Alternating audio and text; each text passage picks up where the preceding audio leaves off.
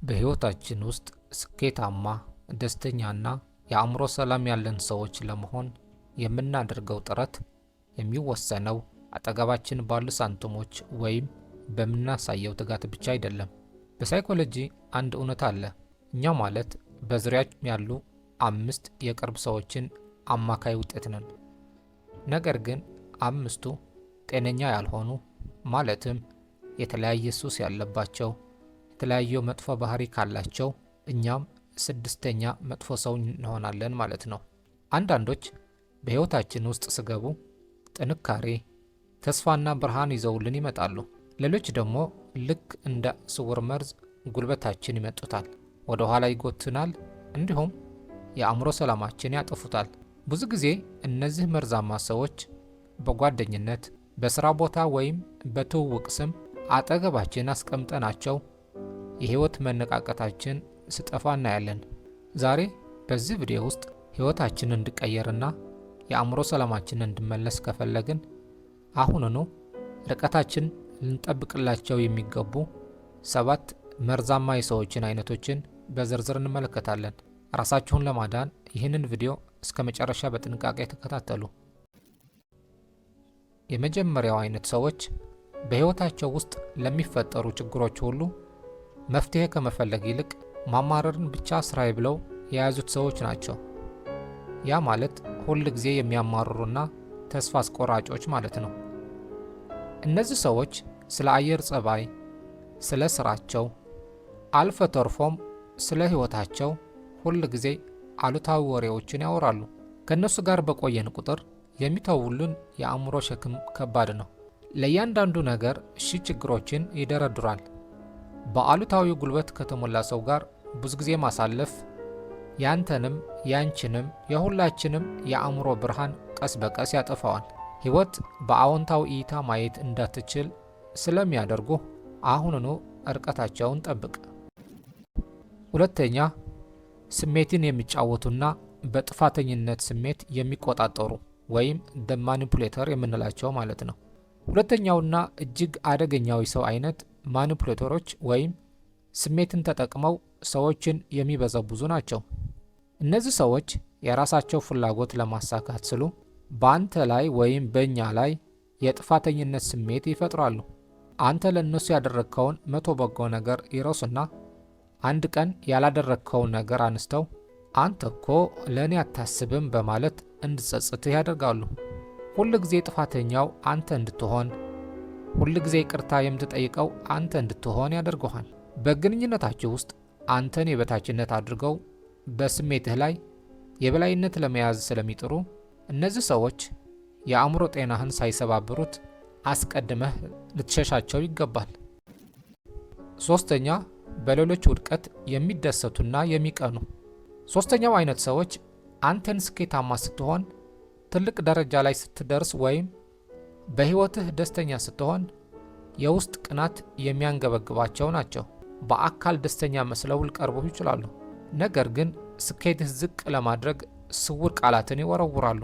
እንኳን ደስ አለህ፣ ነገር ግን እድል ቀንቶህ ነው እንጂ ነገሩ ቀላል ነው በማለት ድካምህን ያቃልላሉ። በአንጻሩ ደግሞ በሕይወትህ ስህተት ስትሰራ፣ ስትወድቅ ወይም ስትከፋ በውስጣቸው ትልቅ ሰላም ያገኛሉ። ያንተን ደስታ መሸከም የማይችሉና ሁል ጊዜም ከእነሱ በታች እንድትሆን የሚመኙ ሰዎችን በአጠገብህ ማቆየት የራስን ሕይወት አደጋ ላይ መጣል ነው። አራተኛ፣ ሁል ጊዜ ራሳቸውን ተበዳይ የሚያደርጉ። አራተኛ የሰው አይነት ለሰሩት ስህተት፣ ለሕይወታቸው ውድቀት ወይም ለገጠማቸው ፈተና ሁሉ ተጠያቂነቱን በሌሎች ላይ የሚጥሉ ናቸው። እነዚህ ሰዎች የተበዳይነት ስነልቦና ወይም ቪክቲም ሜንታሊቲ የተጠናወታቸው ናቸው። በሕይወታቸው ውስጥ ለሚፈጠረው ለማንኛውም መጥፎ ነገር ወይ ቤተሰብ ወይ ጓደኛ ወይ እድል ወይም ደግሞ አንተ ተጠያቂ ትሆናለህ እንጂ እነሱ መቼም ጥፋተኛ አይደሉም። ኃላፊነት መውሰድ ስለማይችሉ ከእነሱ ጋር በቆየህ ቁጥር ያንተን ጉልበት ላላቸው ማንኛውም ችግር ሁሉ ማስተባበያ አድርገው ይጠቀሙበታል። ራሱን ለመለወጥ ኃላፊነት የማይወስድ ሰው አንተ ልትለውጠው አትችልም። 5ኛ አይነት ሰዎች ሐሜትና የሰው ስም ማጥፋት የዕለት ተዕለት ተግባራቸው የሆኑ ሰዎች ናቸው። እነዚህ ሰዎች አብረሃቸው በተቀመጥክ ቁጥር ስለ ሌሎች ሰዎች የግል ሕይወት፣ ውድቀት ወይም ምስጢር መጥፎ የሚያወሩ ናቸው።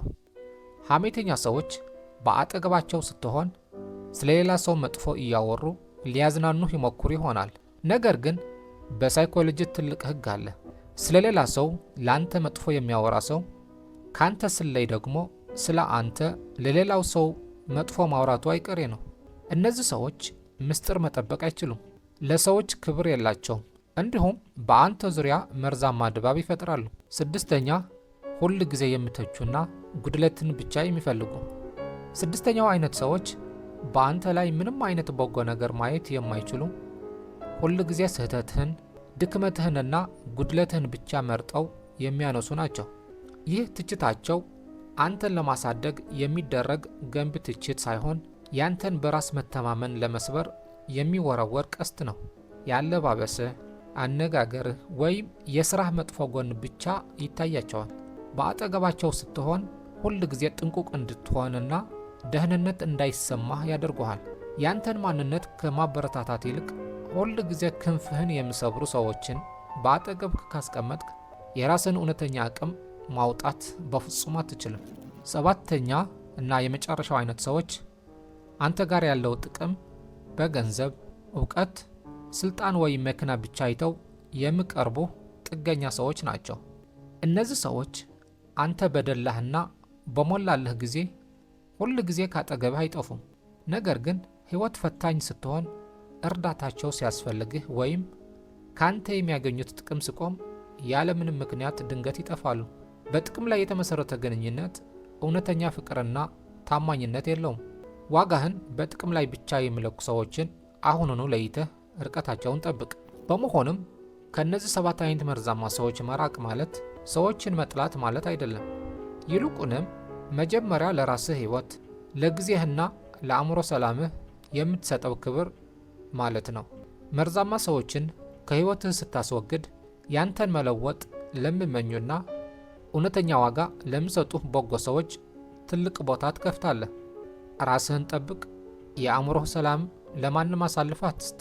ይህ ቪዲዮ በሕይወታችሁ ላይ አዲስ ንቅናቄና ጥበብ እንደሰጣችሁ ተስፋ አደርጋለሁ።